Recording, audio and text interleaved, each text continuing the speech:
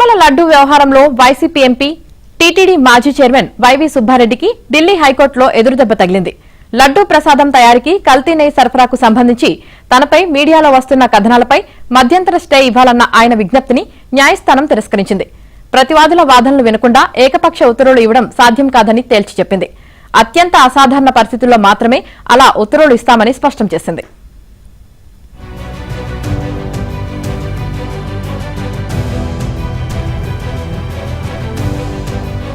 కల్తీ నెయ్యి సరఫరాకు సంబంధించి తనపై మీడియాలో వస్తున్న కథనాలపై మధ్యంతర స్టే ఇవ్వాలన్న ఆయన విజ్ఞప్తిని న్యాయస్థానం తిరస్కరించింది. ప్రతివాదుల వాదనలు వినకుండా ఏకపక్ష ఉత్తర్వులు ఇవ్వడం సాధ్యం కాదని తేల్చి చెప్పింది. అత్యంత అసాధారణ పరిస్థితుల్లో మాత్రమే అలా ఉత్తర్వులు ఇస్తామని స్పష్టం చేసింది.